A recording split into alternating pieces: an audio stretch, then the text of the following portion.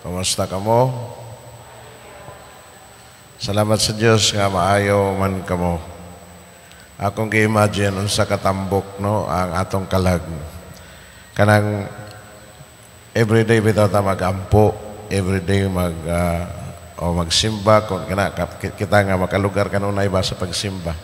Akong gi-imagine unsa ka kadag katambok ang atong mga kalag no. Maka-imagine mo sa katambok ang kalag sa tao kung everyday siya magampo o bisan karon nga nato kita nga dunay lugar sa pagsimba ba no. Before everything else magsimba ta everyday pagkatambok sa kalag sa tao. Murag wa man mo minaw nako. Hello. Sa tambok ayo inyong kalag no. Tambok kaayo ang kalag sa tao kon kanunay siyang magampo manay akong gituohan no samot na og kanang everyday magsimba siya before siya magtrabaho no so inganaan ko magsugod kang Kristo ang atong mga pagbasa dunay mga nindot nga mga punto. Ang unang pagbasa nagtug-an kanato sa kaluwasan sa planos kaluwasan sa Dios nga kini siya kanang hinahinay gyud ang padayag niini diha sa mabag-uhon nga kabuhatan sa Dios no atong nadungog nining basahon kang propeta Isaías kapitulo 29 bersikulo 17 hangtod sa 24 ang pagkausab sa naong sayuta makakaplag o kalipay diha sa Ginoo ang mga mapausanon ug ang mga kabus magbaya tungod sa balaang Dios sa Israel kay mahanaw ang mga taong bangis nga mawagtang ang mga mabugal-bugalon o puuhon ang tanan nga may gugmaon sa pagbuhat sa dautan o pagbutang-butang sa iyang isigataw etc. O katawhan ko dili na kamo kaulawan o dili na kamo manglipaghong diya sa pagbag-o niya hinay-hinay sa atong susidad sa naong sayuta, sa naong sa kalibutan, sa kinaiyahan, maglipay unya sa hinay-hinay sa iyang pagkakita sa kabag-uhan o naghinay-hinay kabutiyag sa plano sa kaluwasan sa Dios, malipay ang katawhan sa Dios. Dunay pagdapit ka nato nga dinhi sa atong adlaw-adlaw ang kinabuhi, samtang mag-andam kita sa atong kaugalingon kinahanglan malipayon kita kay matong palagi og malipayon ta nga mag-andam og nang atong kasing-kasing sa pagmamuhat niini ato gyud maabot ang atong gusto nga o atong gipangandoy. Unya ang atong salmo karon 27 1:4-13 hangtod sa 14 diya sa Ginoo ang atong kaluwasan no ang atong kahayag ug wala na kitay kahadlukan no Salmo 27 ang Ginoo mao ang akong kahayag akong kaluwasan. Nagpasabot kanato usab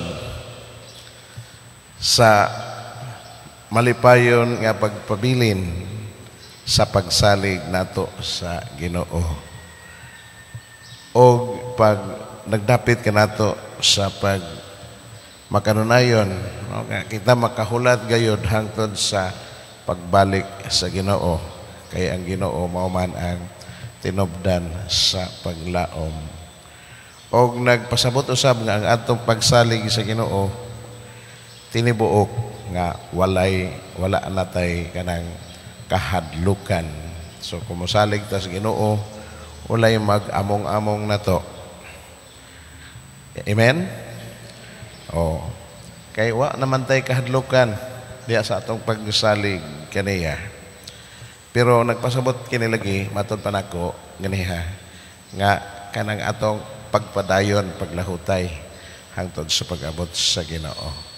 Kay ang Ginoo man mao'y tinubdan sa atong paglaom. Unya ang atong santos nga ebanghelyo kang Mateo atong nadungog ang duha ka buta nga giayo sa atong Ginoo.